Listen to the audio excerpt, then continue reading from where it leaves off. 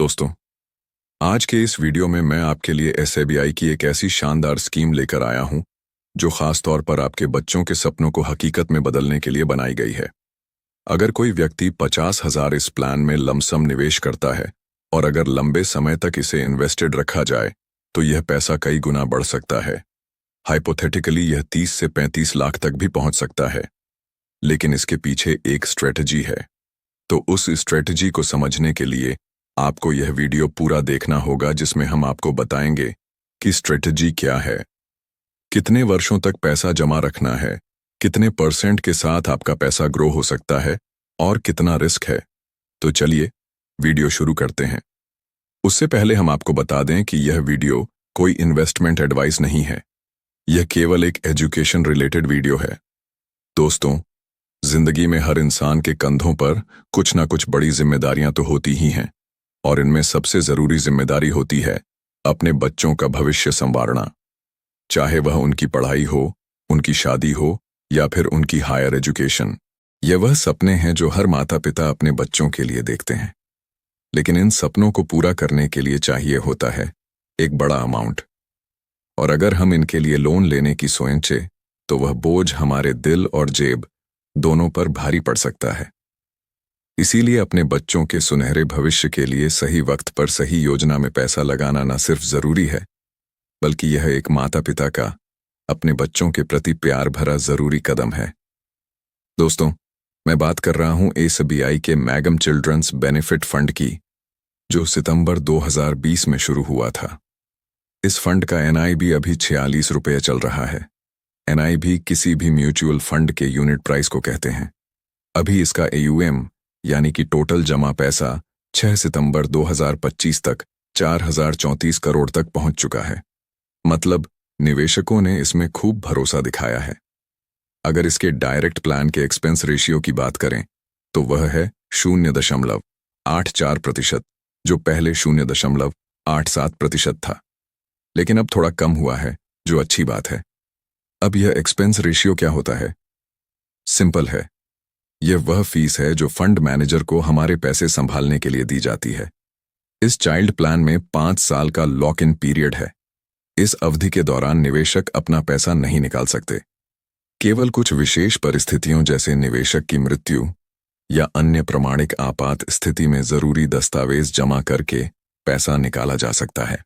अब अगर आप 5 साल का लॉक इन पीरियड पूरा होने के बाद पैसा निकालना चाहते हैं तो एग्जिट लॉट इस तरह लगेगा।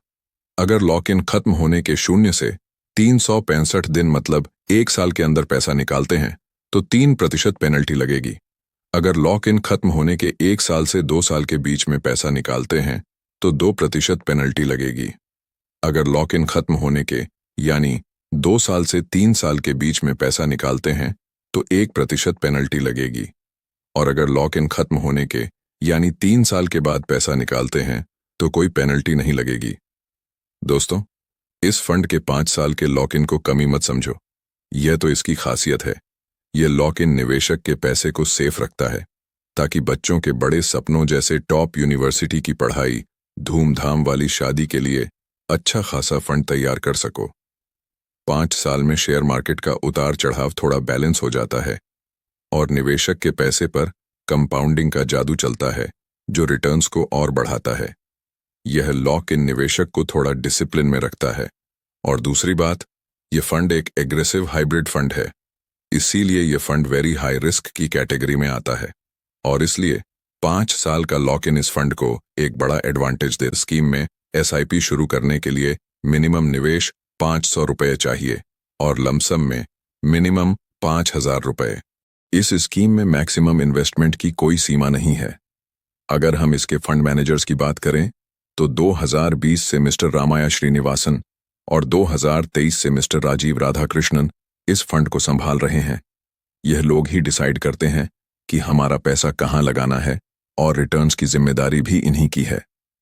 चलिए अब बात करते हैं इस फंड के रिटर्न की। इस फंड ने पिछले 6 महीने में 16% का CAGR रिटर्न दिया है और पिछले 1 साल में 6% CAGR रिटर्न दिया है, जो कि काफी कम है। ऐसा इसलिए क्योंकि पिछले 1 साल में मार्केट ग्लोबल अनसर्टेनिटी की वजह से काफी गिर गई थी।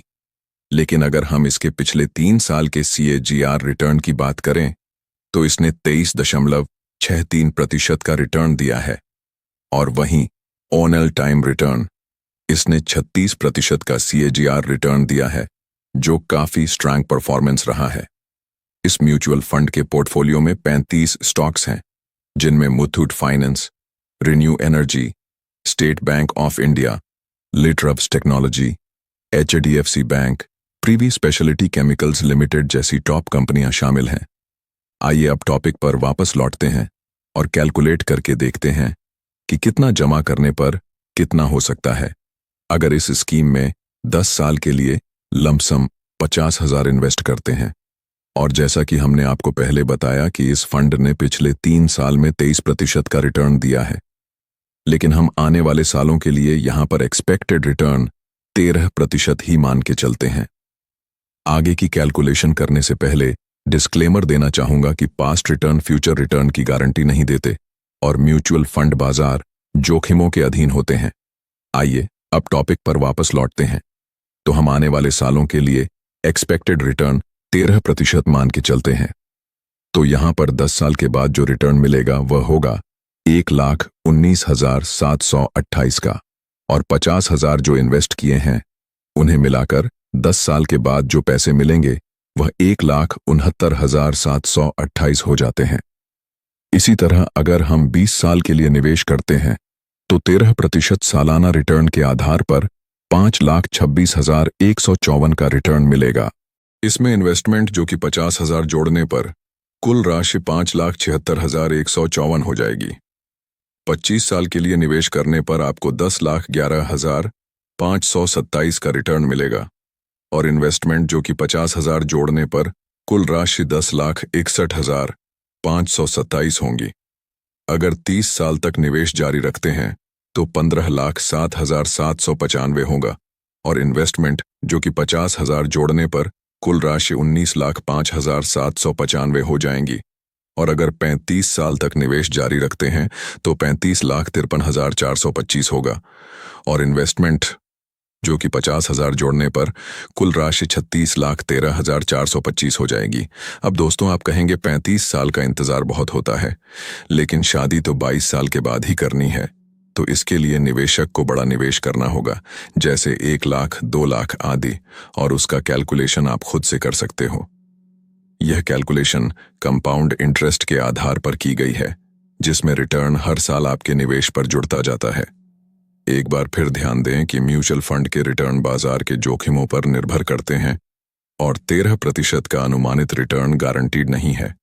निवेश से पहले स्कीम की डिटेल्स और जोखिमों को अच्छी तरह समझ लें, और यह कोई इन्वेस्टमेंट एडवाइस नहीं है, केवल एजुकेशन के लिए है। अगर दोस्तों आपको यह वीडियो पसंद आया तो इसे लाइक करें, हमारे चैनल को सब्सक्राइब करें।